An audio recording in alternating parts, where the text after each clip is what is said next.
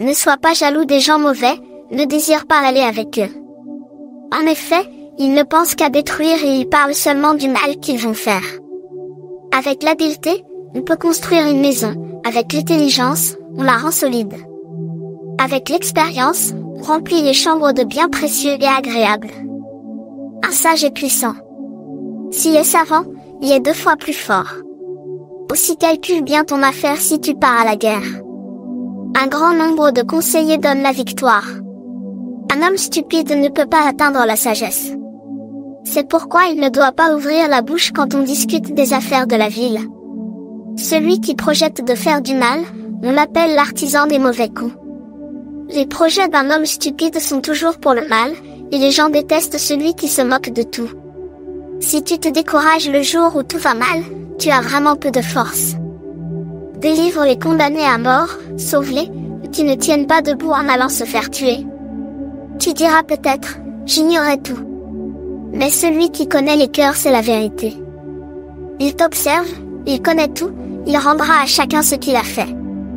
Mon enfant, mange du miel, parce que c'est bon pour toi, et il sera doux dans ta bouche. Il en va de même avec la sagesse, tu dois le savoir. Si tu la possèdes, tu auras un avenir, et ton attente ne sera pas déçue.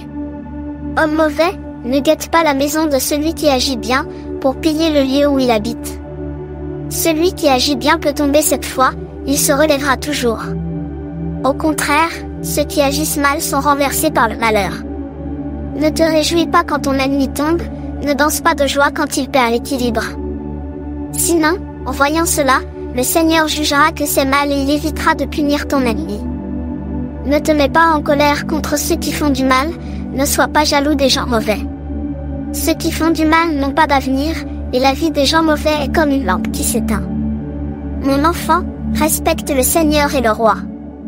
Ne fréquente pas ceux qui veulent tout changer. En effet, ces gens-là peuvent être détruits d'un seul coup. Et tu ignores quel malheur le Seigneur et le roi peuvent leur envoyer. Voici de nouveaux conseils des sages, quand on juge, ce n'est pas bien de faire des différences entre les gens. Si un juge dit au coupable, tu es innocent, la foule maudit ce juge, et le peuple le déteste.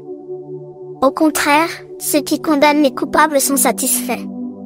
Les gens bénissent ces juges et ils leur souhaitent du bonheur.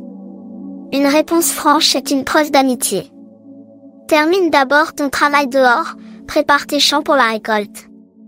Ensuite, tu pourras fonder une famille. N'accuse pas ton prochain sans raison. Est-ce que tu veux mentir? Ne dis pas, je le traiterai comme il m'a traité, je lui rendrai ce qu'il m'a fait. Un jour, je suis passé près du champ d'un paresseux, près de la vigne d'un homme sans courage. Les mauvaises herbes poussaient partout, tout était caché par les épines, le mur de pierre était tombé. J'ai réfléchi à ce que j'avais vu et j'en ai tiré cette leçon. Tu dors un peu, tu fermes les yeux un petit moment, tu restes couché sans rien faire.